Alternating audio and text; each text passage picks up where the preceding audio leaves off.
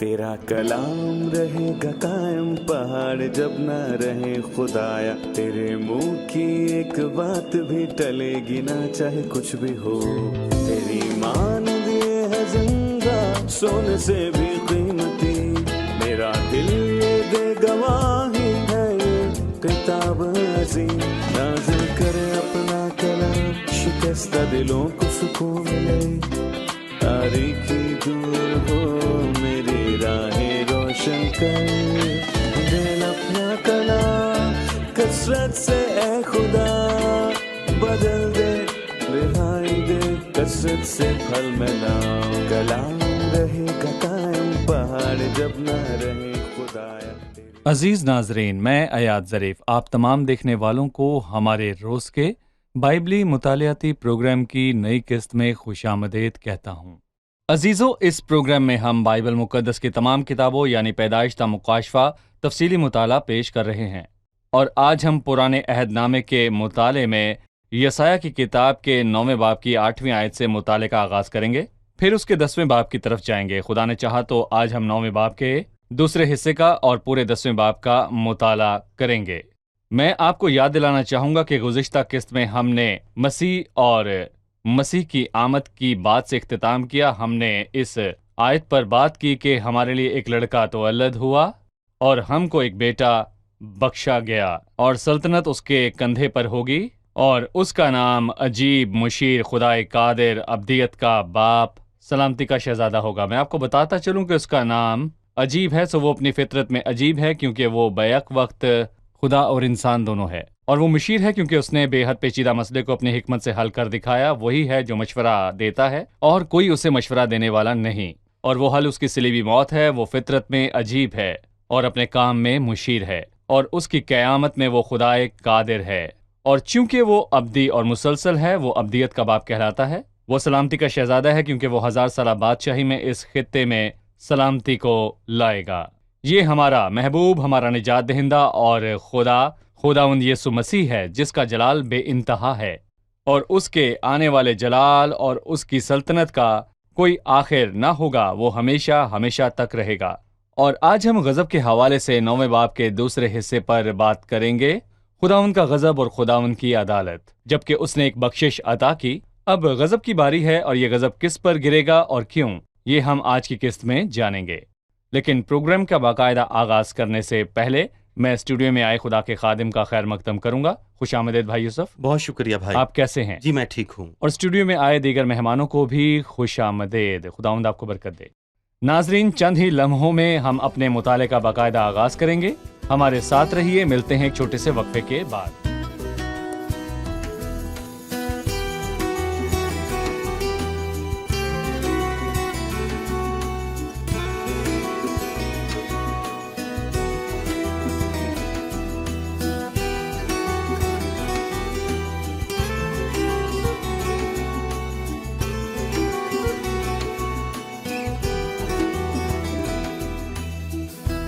खुशामदीद भाई। शुक्रिया भाई। भाई यूसुफ, इससे पहले कि हम 9वें बाब की 8वीं आयत से आगाज़ करें, मैं एक ख़त पढ़ना चाहूँगा जो हमें नाज़रीन में से किसी की जानिब से मौसूल हुआ, और इस ख़त का आगाज़ जो है वो सुबह बखैर से किया गया, और हमें लिखा है शाया ने, जिनका ताल्लुक़ इराक़ से है। कहती हैं, मुझे आपका प्रोग्राम बाइबली मुतालिया बेहद पसंद है। मेरा तमाम घराना इसका मुंतज़िर रहता है, और हम बड़े इश्तियाक से बाइबल मुक़द्दस की मुक़द्दस बातों को और तफासीर को सुनते हैं, और ये एक इंसान की रूहानी ग़िज़ा है। और जो खिदमत आप कर रहे हैं बहुत ही कीमती है, ख़ासकर हमारे इराक़ में, चूँकि गिरजाघर हमारे घरों से बहुत दूर हैं। खुदावंद आपको बरकत दे और अपने हिफ्ज़ व अमान में रखे। मुझे उम्मीद है कि आप मेरी इस छोटी सी तहरीर को अपने कीमती प्रोग्राम में ज़रूर शामिल करेंगे। इसके लिए मैं आपकी मशकूर व ममनून होंगी। शुक्रिया। मैं चाहूँगा कि आप इस ख़त पर कुछ कहें। हम खुदा का शुक्र करते हैं कि खुदा का कलाम ऐसे इलाकों तक भी पहुंचा जहां खादमों के लिए पहुंचना मुश्किल था, क्योंकि खुदा का कलाम कैद नहीं किया जा सकता। पौलुस कैद हो सकता है, लेकिन खुदा का कलाम कैद नहीं हो सकता। सही। प्यारी बहन, हम इस खत के लिए खुदा का शुक्र करते हैं, और हम शुक्रगुजार हैं कि ये प्रोग्राम लोगों तक पहुंचता है और हम जैसे कमज़ोर लोगों के लिए तक़वियत का बाइस बनता है, और इसके वसीले बहुत से लोग कलाम को जान पाते हैं। हम दुआ गो हैं कि कलाम आपकी ज़िंदगी पर असर अंदाज हो और आपके सारे گھرانے اور عراق کی سرزمین اور عرب کے تمام خطے اور ہر سننے والے پر اثر کرے۔ کلام ہر ایک کے نزدیک ہے اور ہر ایک کو حکمت بخشنے کی قوت رکھتا ہے۔ ہمارے پروگرام میں آپ جیسی عزیز بہن کا خیر مقدم ہے۔ بھائی یوسف، آئیے چلتے ہیں 9ویں باب کی طرف، جس کی شروعات 1 تا 7 آیات کی بخشش سے ہوتی ہے۔ 8ویں آیت سے وہ غضب کی بات کرنے لگا۔ مجھے 8ویں آیت کے اس غضب کی وجوہات کے متعلق بتائیں۔ دراصل غصے کے 4 اسباب ہیں۔ ان میں سے 3 تو 9ویں آیت میں ہی مل جاتے ہیں اور چوتھا ہمیں 10ویں آیت کے آغاز میں ملتا ہے۔ اور پہلا سبب جو 9ویں آیت میں ہے 8 تا 12 آیات میں بیان کیا گیا ہے، ہم اسے غرور کا عنوان دے سکتے ہیں۔ خدا کو غرور سے نفرت ہے اور وہ مغروروں کا مقابلہ کرتا ہے۔ اور غضب کا دوسرا سبب خطا ہے، جو کہ آیت 13 تا 17 میں نظر آتا ہے۔ مثلاً وہ 16ویں آیت میں کہتا ہے کہ کیونکہ جو ان لوگوں کے پیشوا ہیں وہ ان سے خطا کاری کرواتے ہیں اور ان کے پیروں نگلے جائیں گے۔ اور افسوس کہ انسان تب خطا کرتا ہے جب وہ خدا اور اس کے کلام سے دور ہوتا ہے۔ اور تیسری وجہ شرارت ہے، جو 18ویں آیت سے باب کے آخر تک بیان کی گئی ہے۔ وہ کہتا ہے کیونکہ شرارت آگ کی طرح جلتی ہے، اور شرارت تب ہوتی ہے جب انسان خدا سے دور ہوتا ہے۔ اور ویسے لفظ شرارت کا مطلب بے دینی بھی ہو سکتا ہے، مطلب یعنی کہ جب کوئی خدا جب کو کوئی کسی حساب میں نہ خدا لائے۔ کو حساب میں نہ لائے۔ یہ چوتھی وجہ ہے۔ صحیح۔ اور ظلم جس کا 10ویں باب کی پہلی 4 آیات میں واضح طور پر کیا گیا، لکھا ہے ان پر افسوس جو بے انصافی سے فیصلہ کرتے ہیں۔ اور میرا خیال ہے کہ خداوند ظلم کرنے والوں کو سزا دے گا جو رشوت خوری یا طرفداری یا تعصب پرستی کے سبب سے ظلم کرتے یا اقلیت کو پامال کرتے ہیں۔ اور وہ سب جو انصاف سے فیصلہ نہیں کرتے، ان سب کو خداوند سزا دے گا، کیونکہ خداوند عادل ہے اور وہ عدل سے محبت رکھتا ہے۔ اس نے غضب کی پہلی وجہ پر بات چیت کی جو کہ تکبر ہے۔ 8ویں آیت میں خداوند نے یعقوب کے پاس پیغام بھیجا اور وہ اسرائیل پر نازل ہوا، اور سب لوگ معلوم کریں گے، یعنی بنی افراہیم اور اہل سامریہ، جو تکبر اور سخت دلی سے کہتے ہیں کہ اینٹیں گر گئیں اور ہم تراشے ہوئے پتھروں کی عمارت بنائیں گے، گولر کے درخت کاٹے گئے پر ہم دیوار لگائیں گے۔ اس لیے خداوند رزین کے مخالف گروہوں کو ان پر چڑھا لائے گا اور ان کے دشمنوں کو خود مسلح کرے گا۔ آگے ایرامی ہوں گے اور پیچھے فلسطی، اور وہ منہ پسار کر اسرائیل کو نگل جائیں گے۔ باوجود اس کے اس کا قہر ٹل نہیں گیا، بلکہ اس کا ہاتھ ہنوز بڑھا ہوا ہے۔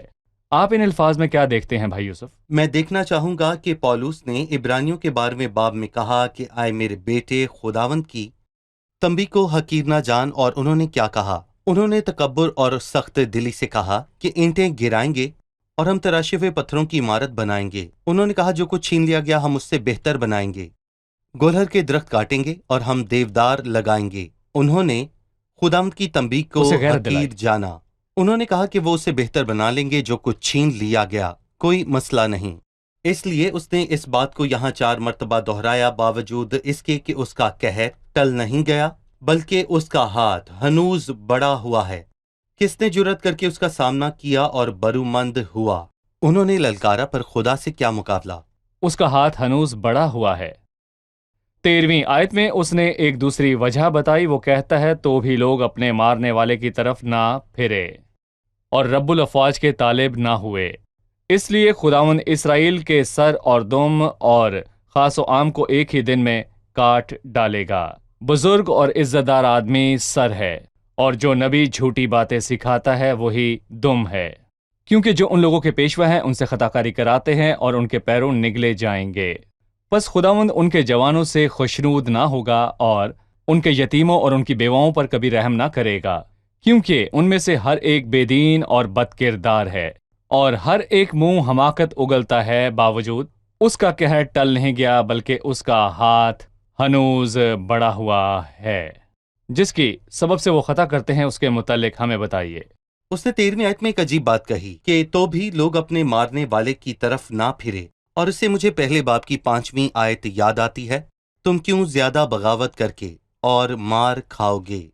سو جب خدا مارتا اور سزا دیتا ہے تو اس کا مقصد یہ ہوتا ہے کہ وہ لوگ جسے وہ مارتا ہے اس کے پاس لوٹ آئیں۔ لیکن افسوس کہ خدا جب مارتا ہے وہ اور بغاوت کرتے ہیں تو بھی لوگ اپنے مارنے والے کی طرف نہ پھرے اور رب الفاج کے طالب نہ ہوئے، تو نتیجہ یہ ہوگا کہ خداوند اسرائیل کے دم اور سر کو کاٹ ڈالے گا۔ बुलंद तरीन से लेकर पस्त तरीन तबके के लोगों तक, खास व आम, जैसे कि खजूर की डाली बहुत बुलंदो बाला और नस्ल बहुत छोटे होते हैं। खुदावंद किसी को कायम ना रखेगा। क्यों? क्योंकि बुजुर्ग और इज्जतदार आदमी सर है और जो भी झूठी बातें सीखता है वो दुम है। इससे हमें मुस्तकबिल के झूठे नबी का इशारा मिलता है, जैसा कि हम मुकाशफा के 12वें बाब में अजदहा के मुतल्लिक पढ़ते हैं कि उसकी दुम ने आसमान के तहाई सितारे खींच डाले और कुछ लोग उस अजदहा की दुम में झूठे नबी को देखते हैं, क्योंकि वो नबी जो झूठी तालीम देता है वो दुम है। सही। यहाँ वो खास किस्म के पेशवाओं की बाबत कहता है कि जो उन लोगों के पेशवा हैं उनसे खताकारी कराते हैं। वो पेशवा जो लोगों से खता कराते हैं, कलाम में उस पेशवा की क्या खसूसियात बयान की गई हैं जो खुदा के कलाम को बयान करता है? मसलन उसने यिर्मयाह की किताब में कहा, लेकिन अगर वो मेरी मजलिस में शामिल होते तो मेरी बातें मेरे लोगों को सुनाते। मैं देखता हूँ कि पेशवा सितारों की मानिंद हैं जो दुनिया की तारीकी में भटके और उलझे हुओं को राह दिखाते हैं। लेकिन उसने चंद मसीही पेशवाओं के मुतल्लिक कहा कि वो आवारा गर्द सितारे हैं। अगर लोगों की पेशवाई करने वाले ही आवारा गर्द हों तो अंधे राह दिखाने वाले हैं। एक आवारा गर्द दूसरे आवारा गर्द को राह दिखाता है और वो दोनों हमेशा तारीकी में रहते हैं। सो हर पेशवा सच्चा पेशवा नहीं है। बहुत से पेशवा लोगों से खता कराते हैं। सही। पेशवा वो है जो खुदा के कलाम की बात करे। वो इसकी वजह बयान करते हुए कहता है, बावजूद इसके उसका कहर टल नहीं गया, बल्कि उसका हाथ हनूज बढ़ा हुआ है। खुदा के गजब का सिलसिला भाई यूसुफ सिलसिला जारी है। जी, तीसरी वजह के मुतालिक भी हमें बताइए 18वीं आयत से।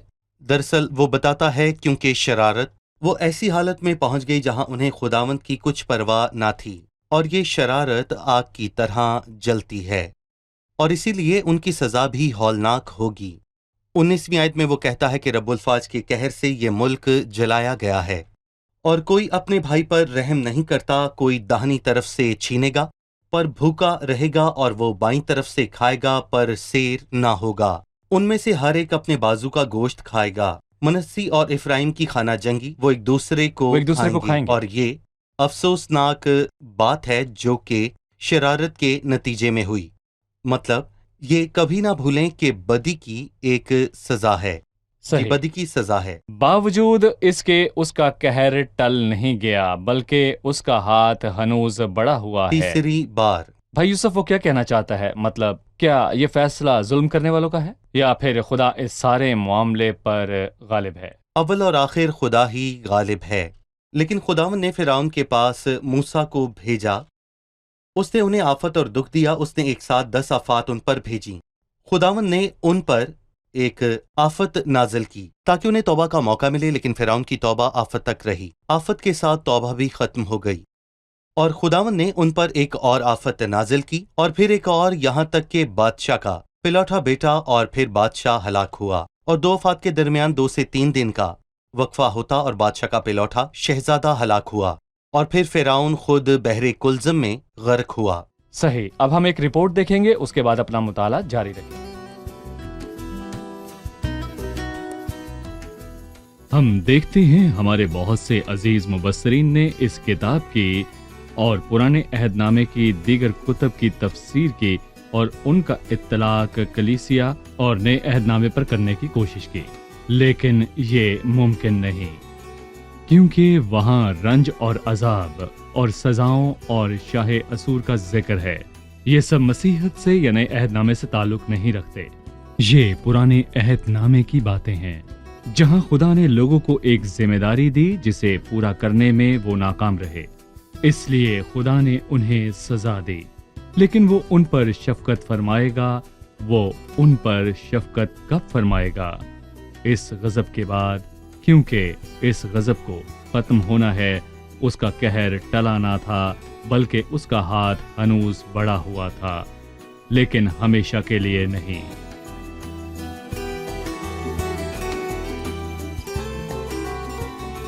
भाई वो क्या कहना चाहता है? आपने बताया कि 10वें बाब की पहली 4 आयात चौथी वजह के मुतालिक बताती हैं जो कि नाइंसाफी है। इसके मुतालिक बताइए।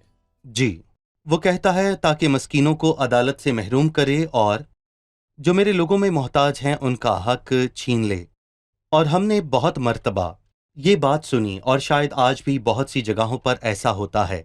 کہ غریب اور مسکین لوگوں کو ان کا حق نہیں دیا جاتا۔ طرفداری اور تعصب پرستی کی بنیاد پر وہ لوگ جو سوچتے ہیں کہ ان کے پاس کامل ہتھیار ہے، وہ لوگ یہ بھول جاتے ہیں کہ انہیں خدا کو حساب دینا ہے اور خدا کو ناانصافی سے نفرت ہے، اور خدا راستی اور عدل کو سب مظلوموں کی خاطر عمل میں لاتا ہے۔ مظلوموں کی جگہ کھڑے ہو کر دکھیاروں اور لاچاروں پر ظلم کرنا میں کہوں گا کہ ہولناک بات ہے، کیونکہ عموماً خدا دکھیاروں کے ساتھ ہے اور اور لاچاروں کے وہ ساتھ بھی۔ صحیح بیواؤں کا دفاع کرنے والا ہے اور یتیموں کا باپ ہے۔ صحیح۔ ٹھیک ہے بھائی یوسف، اب ہم مہمانوں سے ان کا سوال جانیں گے۔ سو تم مطالبہ کے دن اور اس خرابی کے دن جو دور سے آئے گی کیا کرو گے؟ تم کمک کے لیے کس کے پاس دوڑو گے اور تم اپنی شوکت کہاں رکھ چھوڑو گے؟ ہم چاہیں گے کہ آپ اس کی وضاحت کریں۔ ان آیات کی وضاحت فرما دیجئے بھائی یوسف۔ دیکھیں، ہم یہاں دیکھتے ہیں کہ خداوند کے 4 وجوہات ہیں اور یہ چوتھی اور آخری وجہ ہے، اس لیے وہ سنجیدگی سے خبردار کرتا ہے۔ سو تم مطالبہ کے دن اور اس خرابی کے دن کیا کرو گے؟ مت بھولیں کہ آپ ایک روز خداوند کے حضور کھڑے ہوں گے جو سزا کا روز ہوگا۔ اور ہمیں یاد ہے کہ ماضی میں طوفان آیا اور جو لوگ کشتی کے باہر تھے وہ لوگ کہاں گئے؟ وہ پہاڑوں پر چڑھ گئے، لیکن پانی نے ان کی چوٹیوں کو بھی ڈھانپ لیا، اور اسی لیے وہ ان سے کہتا ہے کہ تم کمک کے لیے کس کے پاس دوڑو گے جبکہ خداوند ان کے پیچھے ہے؟ تو وہ بچ کر کہاں جا سکتے ہیں؟ اور ہم مکاشفہ کے 6 باب میں سب سے بڑا دعا یا اجتماع دیکھتے ہیں۔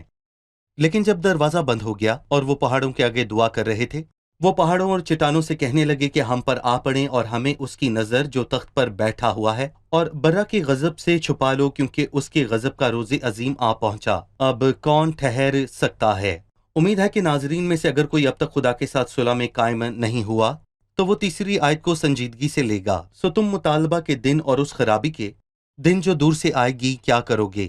تم کمک کے لیے کس کے پاس دوڑو گے اور تم اپنی شوکت کہاں رکھ چھوڑو گے؟ میں اس موقع سے فائدہ اٹھاتے ہوئے آپ سے کہوں گا کہ حاضرین کو کیمرے میں دیکھ کر پیغام دیجیے اور انہیں بلائیے۔ ہمارے پاس اس کی ضمانت نہیں کہ ہمیں مطالعے کو جاری رکھنے کا موقع ملے گا یا پھر نہیں، شاید موقع نہ رہے اور غضب کا وقت آن پہنچے، پھر موقع نہ ہوگا۔ سو آپ ناظرین کو اس کی دعوت دیجیے۔ دیکھیں، یسایہ جیسی عظیم کتاب کی باتوں کو سمجھنا بہت ہی ضروری ہے۔ ایک ایسی کتاب جو خوشخبری سے بھری ہے، اور اس کا آغاز یوں ہے: اب خداوند یوں فرماتا ہے کہ آؤ ہم باہم حجت کریں، اگرچہ تمہارے گناہ کرمزی ہوں وہ برف کی مانند سفید ہو جائیں گے، اور ہر چند اور ارغوانی ہوں تو بھی ان کی مانند اجلے ہوں گے۔ اگر آپ نے اپنے دل کو سخت کیا اور خدا کے صبر سے فائدہ نہ اٹھایا تو ایک ہولناک وقت آتا ہے جب آپ کے پاس بچنے کا راستہ نہ ہوگا، کیونکہ اس وقت مسیح دروازہ بند کر دے گا، بالکل اسی طرح سے جیسے طوفان کے دنوں میں خدا نے نوح کی کشتی کا دروازہ بند کر دیا۔ لوگ چیختے اور چلاتے ہوں گے اور نوح کو پکارتے ہوں گے، اور کوئی آ کر کہتا ہوگا میں تیرا چاچا ہوں، لیکن جب ایک بار خداوند نے کشتی کا دروازہ بند کر دیا تو کوئی امید باقی نہ رہی۔ اس لیے میں آپ سے کہتا ہوں کہ اس وقت سے فائدہ اٹھائیں، کہیں دروازہ نہ بند ہو جائے۔ آپ کو قدم اٹھانا ہے۔ تم کمک کے لیے کس کے پاس دوڑو گے؟ سو تم مطالبہ کے دن کیا کرو گے؟ شکریہ بھائی یوسف۔ 10ویں باب کی 5ویں آیت سے ظلم کرنے والوں یعنی اسور کی عدالت کی جاتی ہے۔ ہم نے جانا کہ اسور اور وہ سب جو ظلم کرتے تھے خدا ہی کے ہاتھ کے اوزار تھے تاکہ عدالت کے کام کو انجام دیں، لیکن 5ویں آیت میں خدا نے اپنے لوگوں کی نہیں بلکہ ظالموں کی عدالت کی۔ آپ ہمیں اسور پر خدا کی عدالت کے متعلق بتائیں۔ خدا نے اسور کو عدالت کی خاطر استعمال کیا، اور اس کے بعد اس نے 2 قبیلوں کی عدالت کے لیے نبوکت نظر کو استعمال کیا، اور ہم اس کتاب کا مطالعہ کرتے ہوئے دیکھیں گے کہ بابل کی عدالت ہولناک ہے، کیونکہ وہاں پر تباہی برپا ہوئی۔ سو خدا لوگوں کو ہی لوگوں کو سزا دینے کے لیے استعمال کرتا ہے، اور جو لوگ ان حدود کو پار کرتے ہیں وہ بھول جاتے ہیں کہ وہ خدا کے ہاتھ کے اوزار ہیں۔ تو اسور یعنی میرے ہاتھ کے قہر کے عصا پر افسوس جو لٹ اس کے ہاتھ میں ہے۔ سو میرے قہر کا ہتھیار ہے، میں اسے ایک ریاکار قوم میں بھیجوں گا، اور ان لوگوں کی محافظت میں جن لوگوں پر میرا قہر ہے میں اسے حکم قطن دوں گا، لیکن اس کا یہ خیال نہیں ہے۔ اس نے سوچا اس نے لوگوں کو اپنی قوت سے مارا، اور وہ بھول گیا کہ خدا اسے استعمال کر رہا ہے، اور ایسا ہمیں انفرادی طور پر دیکھنے کو ملتا ہے۔ اور ہمیں سمئی بن جرا کا قصہ یاد ہے جس نے داؤد پر لعنت کی، اور داؤد نے اسے قبول کیا۔ اور ابیشائی نے اس سے کہا کہ جو لعنت کر رہا ہے، خداوند نے اس سے کہا کہ داؤد پر لعنت کر، میں حاضر ہوں، کیونکہ مجھ سے خطا ہوئی۔ داؤد نے سمجھا، خود کو پیش کیا اور حلیم بنا۔ پر سمائی بن جرا کا کیا ہوا؟ اس کا انجام ہولناک ہوا، کیونکہ داؤد نے سلیمان کو مرتے ہوئے یہ کہا کہ اس نے اس پر بڑی لعنت کی اور اس نے اپنا دفاع نہ کیا، کیونکہ ایسا اس کی مصیبت اور اس کی حلیمی کے دنوں میں ہوا۔ سو تو اپنی حکمت سے کام لینا اور اس کے سفید سر کو قبر میں سلامتی سے اترنے نہ دینا، اور بے شک وہ چین کی موت نہ مرا۔ اور جب خدا کسی قوم یا پھر کسی شخص کو اپنے لوگوں یا مقدسوں کو تعذیب کرنے کے لیے استعمال کرتا ہے تو اسے علم ہونا چاہیے کہ وہ فقط وسیلہ ہے اور اسے حدود سے تجاوز نہیں کرنا، اور اگر وہ بھول چکا ہے تو خدا اسے یاد دلانے کی صلاحیت اور قوت رکھتا ہے۔ صحیح۔ سو خداوند نے اسور کی عدالت کی، جسے اس نے عدالت کے لیے استعمال کیا، کیونکہ ان کو لگا کہ یہ سب کچھ انہوں نے اپنی قوم کے دم پر کیا۔ بھائی یوسف 20ویں آیت سے بقیے کی بات کی گئی، اور اس وقت یوں ہوگا کہ وہ جو بنی اسرائیل میں باقی رہ جائیں گے اور یعقوب کے گھرانے میں بچ رہیں گے، اس پر جس نے ان کو مارا پھر تکیہ نہ کریں گے، بلکہ خداوند اسرائیل کے قدوس پر سچے دل سے توکل کریں گے۔ ایک بقیہ یعنی یعقوب کا بقیہ خدا قادر کی طرف پھرے گا، کیونکہ اے اسرائیل، اگرچہ تیرے لوگ سمندر کی ریت کی مانند ہوں تو بھی صرف ان کا ایک بقیہ واپس آئے گا، اور بربادی پورے عدل سے مقرر ہو چکی ہے، کیونکہ خداوند رب الافواج مقررہ بربادی تمام روئے زمین پر ظاہر کرے گا۔ بقیہ کی طرف بات کی گئی۔ بھائی یوسف جی، بھائی یوسف، آپ مجھے قوم کی اور اسور کی عدالت کے بعد اس بقیے کی متعلق بتائیں جسے بچا لیا گیا۔ خدا ہمیشہ ایک بقیے کو قائم رکھتا ہے، وجہ اس کا فضل کامل ہے۔ وہ عدالت کرتا اور راستی سے کرتا ہے، لیکن اس کے باوجود خداوند اپنے بقیہ کو اپنے فضل کے وسیلے بچا لیتا ہے۔ مثلا جب ایلیا نے کہا کہ ایک میں ہی اکیلا بچ رہا ہوں، خداوند نے اسے کہا نہیں ایلیا، ایک تو ہی اکیلا نہیں، تو بھی میں اسرائیل سے 7,000 اپنے لیے رکھ چھوڑوں گا، یعنی وہ گھٹنے جو بال کے آگے نہیں جھکے۔ اور آج بھی فضل سے برگزیدہ ہونے والے ابھی کچھ باقی ہیں۔ یہاں وہ کہتا ہے کہ اسرائیل کا شمار سمندر کے کنارے کی مانی تھا، اور یہی خدا کا ابراہیم سے وعدہ تھا، لیکن فقط ایک چھوٹا سا بقیہ ہی بچایا جائے گا۔ سو پالوس رسول نے اسی آیت کا حوالہ رومیو کے 9ویں باب کی 27ویں آیت میں واضح طور پر دیا کہ گو بنی اسرائیل کا شمار سمندر کی ریت کے برابر ہو تو بھی ان میں سے تھوڑے ہی بچیں گے۔ خداوند ہمیشہ ایک بقیہ بچاتا ہے، اس لیے نہیں کہ وہ حقدار ہیں۔ عدالت حق سے ہے، لیکن بقیہ فضل سے ہے، اور ہم خدا کا شکر ادا کرتے ہیں کہ وہ فضل کے وسیلے ہم جیسے اور ترسوس کے ساؤل جیسے اور اس شریر قوم جیسے لوگوں کو قبول کر لیتا ہے، اور خداوند ہمیشہ ہم جیسے لوگوں کے لیے راہ نکال لیتا ہے۔ اور نو بھی خداوند کے فضل سے بچایا گیا اور خدا کی نظر میں مقبول ٹھہرا۔ صحیح، خداوند آپ کو برکت دے۔ اب ہم حاضرین سے ان کا سوال جانتے ہیں۔ ہم نے سنا کہ خدا فضل کے وسیلے بقیے کو قائم رکھتا ہے، لیکن ہم خدا کی عدالت کو نہیں بھول سکتے۔ وہ 22ویں آیت میں کہتا ہے اور بربادی پورے عدل سے مقرر ہو چکی ہے۔ کیا خدا کا عدل اس کے فضل کے خلاف ہے؟ جی، کیا خدا کا عدل اس کے فضل کے خلاف ہے؟ خدا عدل کرتا ہے، خدا فضل سے بھرا ہے، اور جب وہ عدل کرتا ہے تو ہمیشہ انصاف کرتا ہے۔ بہت سے لوگ خدا کے مکر یا خدا کی ناانصافی سے ڈرتے ہیں، لیکن خدا ہرگز ناانصافی یا مکر کرنے والا نہیں۔ لیکن خدا کا عدل اور یہ معاملہ سمجھدار لوگوں کے لیے خوفناک ہے، کیونکہ اے خداوند اگر تو بدکاری کو حساب میں لائے تو اے خداوند کون قائم رہے گا؟ اور اگر خدا مجھ میں کوئی غلطی تلاش کرنا چاہے تو کیا نہ ملے گی؟ ایک نہیں بلکہ کروڑوں ملیں گی۔ اگر وہ میری عدالت کرے تو راستی سے کرے گا، اگر وہ مجھے نجات دینا چاہے تو فضل سے نجات دے گا۔ اور ہم کہہ سکتے ہیں جو آسمان پر جائیں ان میں کوئی کمال نہیں، اور جو جہنم میں جائیں گے ان کے پاس کوئی عذر نہیں۔ صحیح، شکریہ بھائی یوسف۔ ہم پروگرام کے اختتام پر ہیں، اب مہمانوں سے ان کی رائے جانیں گے۔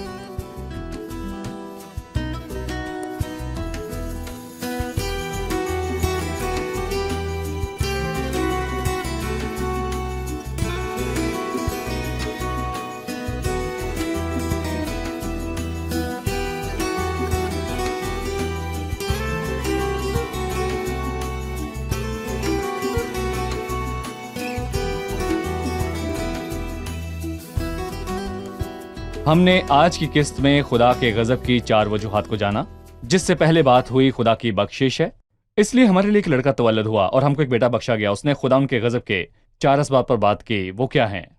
جی اس نے 9ویں آیت میں تکبر کی بات کی اور اس نے 16ویں آیت میں لوگوں سے خطا کرانے کے متعلق بتایا، 18ویں آیت میں اس نے شرارت کے متعلق بتایا، اس نے 10ویں باب کی پہلی آیت میں ناانصافی کے متعلق بتایا۔ جی ٹھیک ہے، شکریہ۔ ہم نے جانا کہ جب خداوند قوم کی عدالت کر چکا تو اس نے اسور کی عدالت کرنا شروع کیا، جسے خداوند نے قوم کی عدالت کی خاطر استعمال کیا۔ خداوند نے اسور کی عدالت کیوں کی؟ وہ کہنا چاہتا تھا کہ اس نے قوم کی عدالت کی خاطر اس کا استعمال کیا جیسا کہ وہ چاہتا تھا، لیکن اس کی حدود تھی جو انہوں نے پار کر دی، اس لیے ان کی عدالت کی گئی۔ انہوں نے حدود کو پار کیا اور سوچا کہ وہ یہ سب اپنی طاقت کے بلبوتے پر کر رہے ہیں۔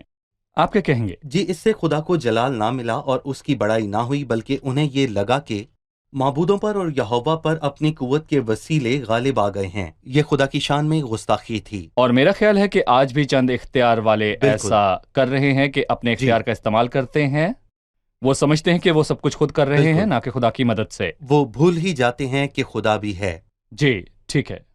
ہم نے جانا کہ اسور کی عدالت کے بعد کلام بقیے کا ذکر کرتا ہے۔ خداوند نے اپنے واسطے ایک بقیہ قائم رکھا۔ یہ خدا کی سوچ کے متعلق کیا بتاتا ہے؟ یہ ہمیں خدا کے فضل کے متعلق بتاتا ہے۔ جب خداوند عدالت کرتا ہے تو راستے سے عدالت کرتا ہے، لیکن وہ فضل والا ہے، ہمیشہ ایک بقیہ قائم رکھتا ہے۔ ہم میں سے جو کوئی بھی آسمان پر جاتا ہے نجات پاتا ہے، اس کی وجہ صرف اور صرف خدا کا فضل ہے۔ صحیح۔ نوح کے دنوں میں فضل کے وسیلے سے بقیے کو قائم رکھا گیا، اور زمانوں تک خداوند نے فضل کے وسیلے سے اپنے واسطے بقیہ قائم رکھا، اور اس بڑی مصیبت کے دوران خداوند اپنے فضل کے وسیلے سے اس بقیے کو قائم رکھے گا۔ کیا کہیں گے بھائی؟ زبردست۔ صحیح ہے؟ جی ہاں، کیا یہ انعام کے حقدار ہیں؟ جی بالکل۔ یقیناً سب سے بڑا انعام خداوند کے پاک کلام کو پڑھنا اور سمجھنا ہے۔ خداوند آپ کو برکت دے۔ آنے والی قسط میں ہم اپنے مطالعے کو جاری رکھیں گے۔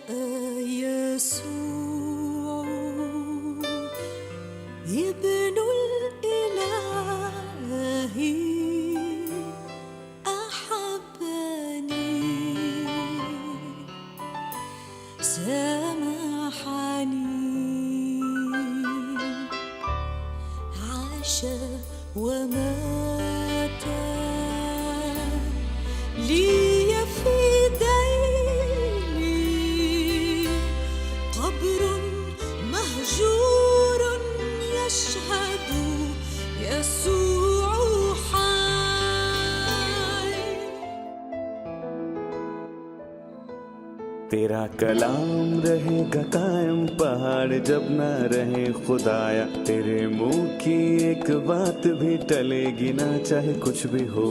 تیری مان دیے ہے زندہ، سونے سے بھی قیمتی، میرا دل یہ دے گواہی ہے، یہ کتاب عظیم نازل کرے اپنا کلام، شکستہ دلوں کو سکون ملے، تاریکی دور ہو میری راہیں روشن کر، دل اپنا کلام کثرت سے اے خدا بدل دے، رہائی دے کثرت سے پھل ملاؤ۔ کلام رہے گا قائم، پہاڑ جب نہ رہے خدایا، تیرے منہ کی ایک بات بھی ٹلے گی نہ، چاہے کچھ